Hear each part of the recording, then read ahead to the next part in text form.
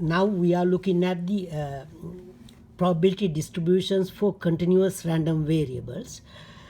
Say measurements like height, weight, mileage rate in data. So like this is the same example we looked at before.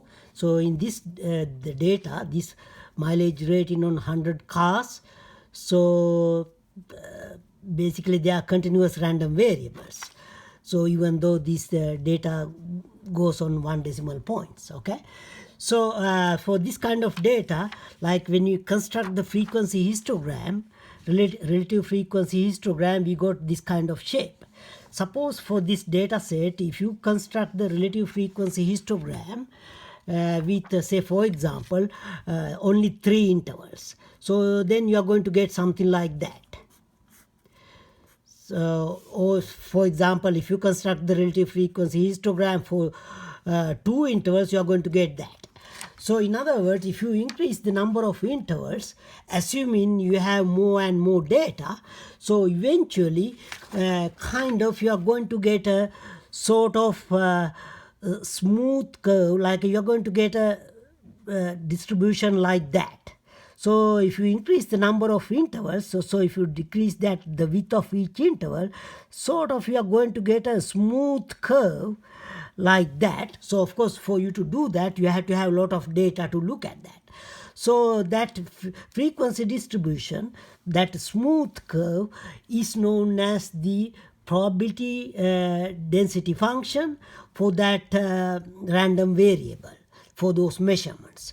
So sometimes it's known as the probability density function. Sometimes people might say that a probability distribution, but that is referring to that probability distribution of that measurements, okay. So this smooth curve is known as the probability distribution or the probability density function.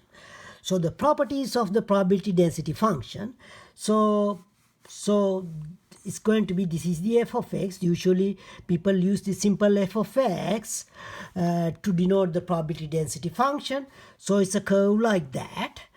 So it's the curve is going to stay above the x-axis all the time. If there are no data within certain interval, so it won't go below the x-axis. So the first property is that it's greater than or equal to 0.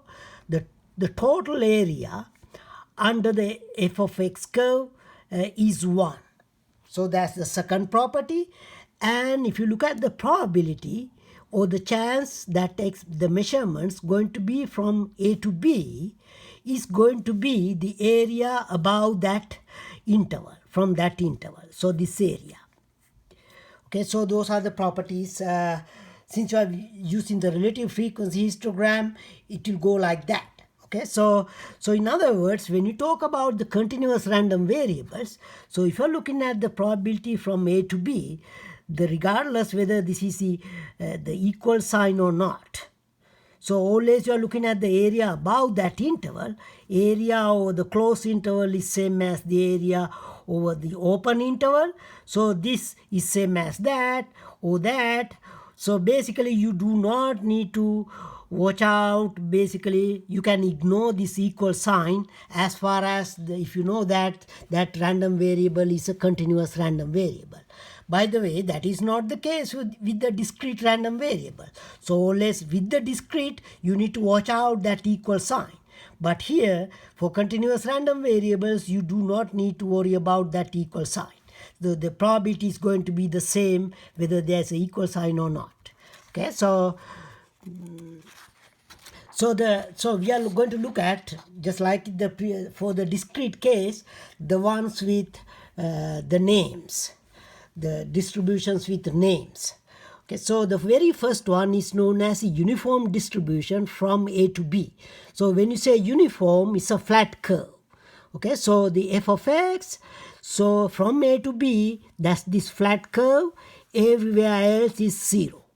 So therefore, everywhere else is 0. So this height, you already know that the total area underneath that has to be 1. So therefore, that to get that total area 1, the height has to be 1 divided by this length, okay, b minus a.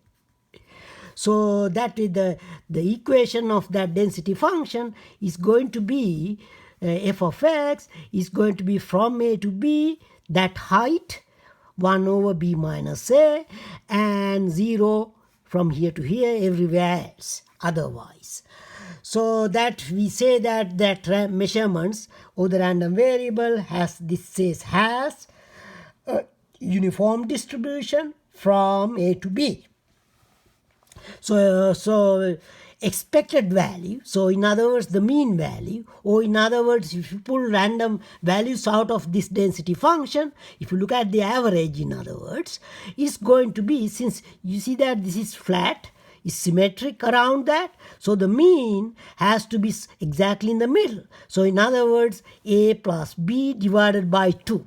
Okay, the mean has to be a plus b divided by 2, and the variance, you cannot guess this one, even though you can guess that. The variance is going to be 1 over 12 times b minus a, that thing square. Certainly you do not need this formula, even though I give you this one, okay? But here, this one you can guess it right away. So the very first example, so this is not important in this class anyway, this density function, but okay, say this simple example, say this one, this says that these measurements, so these measurements is this amount of uranium. So it says that it's going to be follow a uniform distribution from 1 to 3. So that's what it says in the example. Somehow they know that. So it's going to be from 1 to 3 is so the length of that interval is so this is going to be, this one is going to be 1 over 3 minus 1.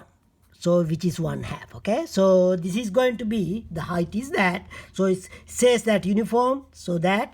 So the first part, expected value, means that is going to be exactly a plus b divided by 2. So that is exactly in the middle, okay? So the middle value, which is that. So the second, so interpret that value. So interpretation is that, so if you pull values out of this distribution, large number of values, the average of that value is going to be exactly that, but of course you have to pull large number of values. If you put 3 values, average could be pretty much anything in between here. But if you pull a very large number of values, that is going to get closer and closer to that, okay? So the probability from 2 to 2.5, from 2 to 2.5, so here, so it's going to be, so this shaded area, so the height, this one is the height, 1/2, times the length of that interval, 2.5 minus 2, which is going to be 2.5, okay? So this is going to be, actually this is not 2.5, right? So this is 0.5 divided by 2. Yeah, that's correct, okay? 0.25. So now the next one is going to be the probability that x less than 1.75. So the 1.75 is here. So the height times, so all the way area up to this part. Okay, so that area is going to be 1/2 the height times 1.75 minus that this length is going to be that. Okay, so that's the answer. So well, as I said, this distribution is not important in this class, but this is like if you take more statistics classes, this is going to be a very important distribution as well. Okay, so the next density function, the name one, which is known as the normal distribution. As you have seen before, the most data, lot of data sets follow this kind of symmetric pattern. Okay, so we are going to look at the equations that is going to give you something like that, a symmetric curve. Okay, so this is the first one, which is known as the normal distribution. Basically, if you look at the equation, like a 1 over square root of 2 pi. This is that pi value, sigma square e to the power, this equation. So this one, the possible x values going from from minus infinity to plus infinity. That mu value is something, could be any value from minus infinity to plus infinity. The sigma got to be positive. So sigma square is always positive. If you don't have to memorize this equation, but I just, for the introduction, I give you that.